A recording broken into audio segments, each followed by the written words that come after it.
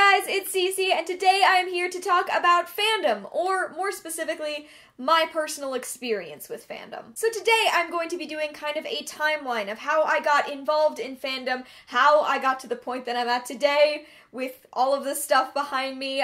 But first, I kind of want to talk about what fandom means. For me personally, a fandom is a community of really passionate people. It's about talking to other people about a thing you both love so much, and fandom played a pretty huge part in the development that I went through going from my teenage years to my adult years. Fandom was hugely influential in me figuring out I wasn't straight. It's how I have connected to and made friends for a number of years, and it was a huge part of how I met my girlfriend. So with all of that in mind, let's jump in, and I'm going to talk about fandom, how it has changed in my life, where I first started, where I am today. Let's take you on a little journey down CC fandom lane. In 2004, a TV show called Lost began. This might be kind of a weird spot to start because in 2004 I was only 9 years old, but it was the very first time that I was invested in a show the way I was. Lost, for those of you who didn't watch it live, was just ridiculous to be involved in as you waited from week to week, and it was the first show where I ever watched an episode, booted up my computer afterwards, and got online to see what other people were saying about it. I wasn't a huge part of a fandom, I wasn't talking to a lot of people, but it was a part of me reaching beyond the show to learn more and to get more invested than I was by just tuning in every Wednesday. I feel like I just said Wednesday with so much confidence that must be right, but I have no idea. But I was there from the very beginning and I watched it live to the very end. There was no binging, it was watching from week to week and finding anyone who had ideas about the show so that I could get more invested and I could theorize, and that was really my first step into fandom. The next place I want to take us is 7th grade. My 7th grade year, Twilight. Now, I went into my 7th grade year fresh off of reading the entire Harry Potter series for the first time, and yet, my 7th grade year was pretty defined by Twilight. That was when I started getting invested in fandom in a very in-person sense. It was how I was connecting to the other girls in my class, and we talked about it non-stop. This wasn't an online scenario, this was just how I was connecting to people. The only time it went to an online world is when in 2008 Midnight Sun got posted to the internet, and all of us gathered around one computer in the library trying to read over one another's shoulders. Twilight followed me into my 8th grade year, the first time I entered public school. If you don't know, I was homeschooled for most of my life. I was in a charter school for a couple of years, and then in 8th grade is when I actually started public school. I was terrified, I had no idea how to connect to people, but I loved Twilight, and so did some of the other girls I met that year. But another thing that allowed me to connect to people and what really jump-started my journey into fandom was Harry Potter. Like I said, I read it the first time in 2007, the month that Deathly Hallows was released. I read all 7 books in 1 month with my mom, and for the most part, we only had 1 copy of every book, which was infuriating. But in high school, I met other people who also loved Harry Potter, and it was an experience. We talked about other books. It was a time when I was really rediscovering my love of reading. It was when I was reading The Maze Runner or The Inheritance Cycle with my friends and we would talk about it, but it always came back to Harry Potter. In 2011, I got really invested in Lord of the Rings for the first time. I spent most of my public school years incredibly sick. I had a chronic stress, stomach-based condition, and it kept me out of school a lot of the time, and so I watched a lot of stuff. It's when I binge-watched the entirety of Friends. I'd already seen most of it, but I watched it like 3 times. And it's when I started watching Lord of the Rings, which I got really passionate about really fast. I watched the originals, then I watched the 3 extended editions, then I got the extended edition copies which came with all of the bonus content. This is where I then watched every single commentary, directors, and cast. It's where I watched hours and hours of bonus content to the point that I thought I really knew all there was to know about the Lord of the Rings movies. And because of that, Lord of the Rings now has a place forever on my body. It's always gonna be there now. It was also then that I started to find things on the internet. It wasn't Tumblr yet, it may have been Pinterest even, but there was specifically this website that was just pins, like little badges that you would put on your specific corkboards. You would arrange it how you wanted it to look, and they were jokes about Harry Potter. And I was like, I want more of this. What is this blue website I keep seeing?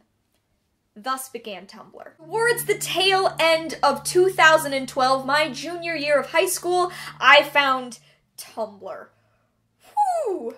boy did things take off from there. The first blog I ever found on Tumblr was one of those that was really popular back then. It was called Ask the Golden Trio. People would send in questions and the blog would respond with what looked like handwritten notes from the Golden Trio. Ask the Golden Trio, by the way, still exists. It hasn't posted in 5 years, but I will leave it linked down below if you want to check it out. And this Tumblr discovery, this seeing what else there was regarding Harry Potter, is what led me to Star Kid. The summer of 2012 was the summer of Star Kid. I started exactly where one would expect, with a Harry Potter musical. It was obviously fabulous, and I watched the next one, and I watched everything Star Kid had. I binged it all, and I got deep really fast. I downloaded all of the music. I listened to that and basically nothing else. I learned all of their names and joined Tumblr in a way where I could talk to other people about the fact that we just wanted a Harry Potter senior year, and when on earth were they going to upload it? The answer to that was not for a whole lot of months. Excitingly enough, I actually got to see Star Kid live in 2014 after I had started college.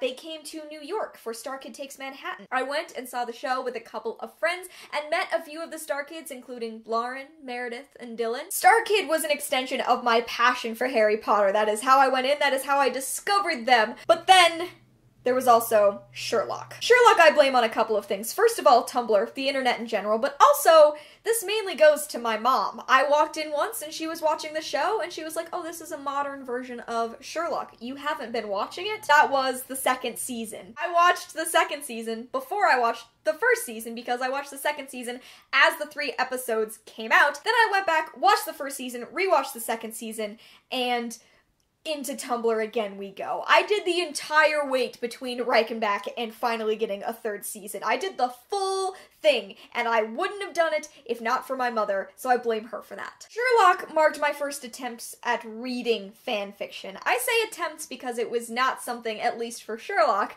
that I ever really got invested in, but it was the first time that I experienced a collection of people wanting characters to be gay. This was absolutely my first exposure to people wanting more queer content. Now, I knew gay people existed in theory, thanks to Ellen and Glee, basically, but I had never been in a community where it was desired or that someone would want more of it. It was a completely different atmosphere from the one I grew up in hyper-ultra-religious conservative Utah. And I couldn't figure out at that point why I was so invested in it and why it resonated with me so deeply. It was the point at which I started learning more about queer people and looking into it and starting that phase in my life where you're a really passionate ally and you're like, I just really care about gay people, and then a few years later you're like, oh, I am a gay people. That was where Sherlock left me. I was suddenly experiencing this world where people were invested in these 2 people who they saw had chemistry and were actively creating so much content about it. In early 2013, I started watching Supernatural,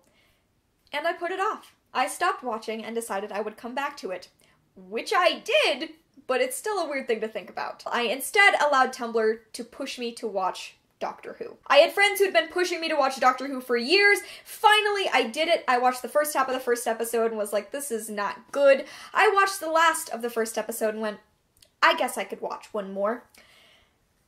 At that point, everything up to Angels Take Manhattan, which is halfway through season 7, had been released, and I watched all of it in less than a month. I didn't sleep a whole ton for this month. I think it was March of my senior year. It was just all-consuming. My Tumblr obsessions got deeper. I tried fanfiction again, but it still just didn't work for me. I went in hard, and I still consider Doctor Who my favorite show. But here's the thing about Tumblr in 2013. In 2013, Tumblr was ruled by Super Wholock. It made me cringe to say that word aloud. But anyway, I'd seen Sherlock, I'd seen Doctor Who, but I was missing one, and I finally returned to Supernatural. Now here's the thing. I don't think I will ever go deeper with a show than I did with Supernatural. When I came back to it, I binged everything. This was about the point that season 8 was finishing up. At the point of watching Supernatural, I started to read fanfiction in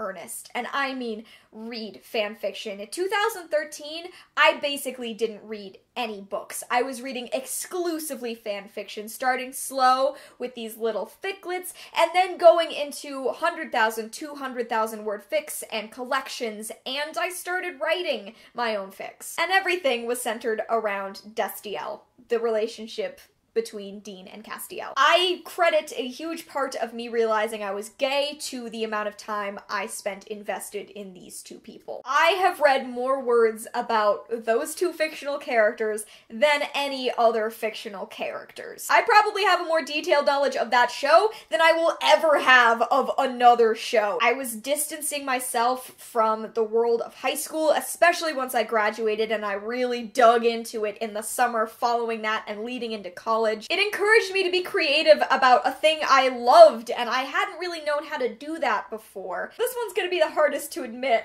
It's the reason I learned to play the guitar. There was this song called the Destiel Song by a YouTuber named Haley Seal, and I listened to it obsessively, and then I found out she had a way that you could learn how to play it. My dad had a lot of guitars, he's a musician, so one day when my family was gone, I took one of his guitars, tuned it up, watched the tutorial, and that was the beginning of me learning to play the guitar, which I now play at least fairly well. First, it was me wanting to learn fan songs, then it was me writing my own fan songs. In 2014, the following year, I participated in Gishwez with a group of friends. I didn't actually make it into the book, but I did participate this year. I'm just kind of never going to get over this show and Dean and Castiel, because it was such a huge part of my life as I was going from being a kid to being an adult, and that was so wrapped up in me changing that it's just like I can't remove those two things from one another. And even if it's ridiculous, even if it's queerbaity and I don't even watch the show anymore,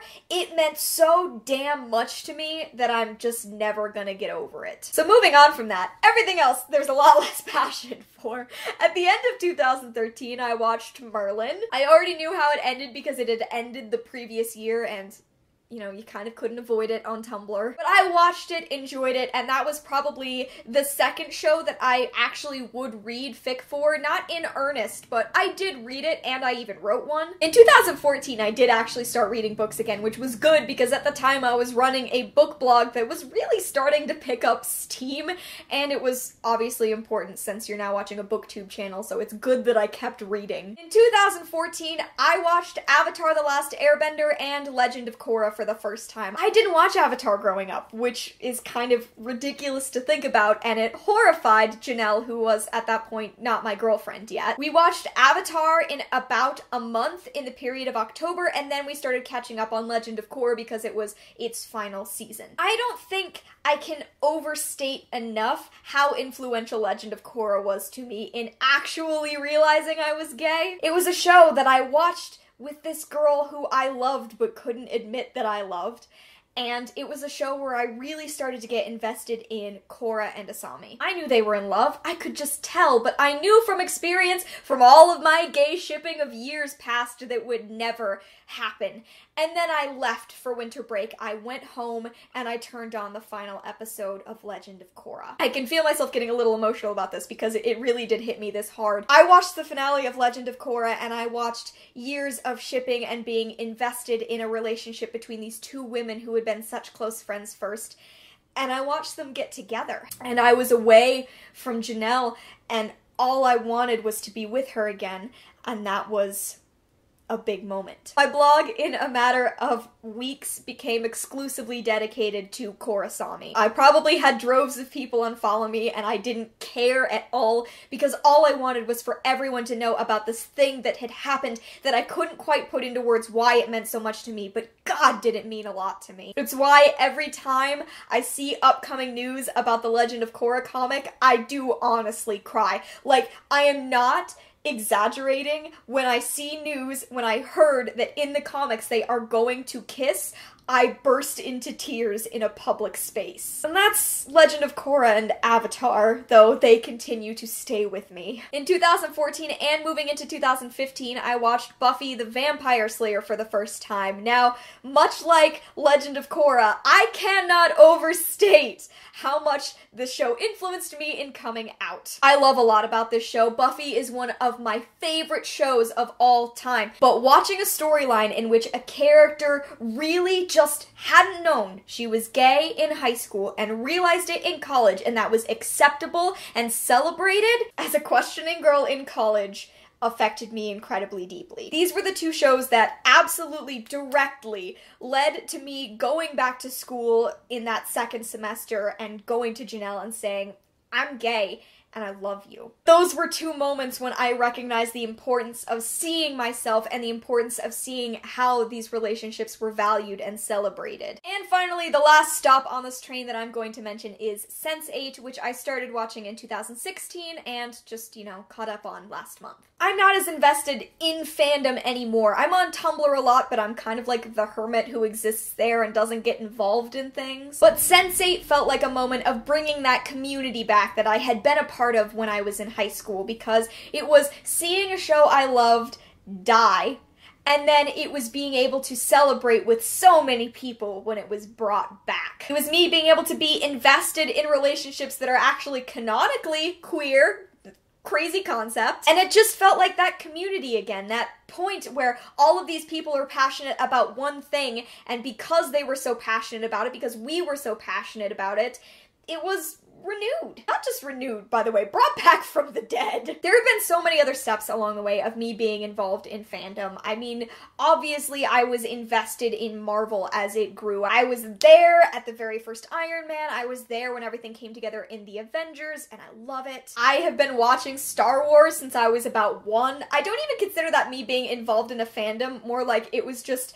another thing that was involved in raising me, because literally since I was an infant, my parents would sit me down and have me watch Star Wars. That's just always gonna be there. I was there for the full run of Community. I binged and still watch and love Game of Thrones. I obsessively watched Orange is the New Black until last season. Don't even get me started about when Hannibal was on. Fandom has been something that has guided me from my teenage years into adulthood, and it's weird because I don't consider myself like an adulty adult yet. I'm 22 and I feel like this is still a time when things are moving and changing, but I know from experience and from the past years of my life that fandom is still going to be there for me as I continue to grow. Being involved in the things that I love has helped me realize who I am. It allowed me to meet my girlfriend and to meet and get close to my best friends. It contributed to me accepting myself and to having the confidence and the passion to create and to be creative. Making this video was hard because a lot of the stuff that I did in high school I'm incredibly embarrassed of, and sometimes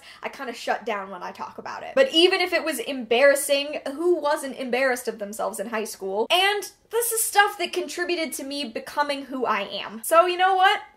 I'm gonna celebrate it. Anyway, this has kind of been my experience with fandom from age 9 to today, and who knows where things are going to go next. Please share any comments you have about fandom, your experiences, my experiences, fandom in general, down in the comments below. I would love to hear more from you guys about this. Thank you so much for watching. I hope you enjoyed, and I will see you in another video very soon.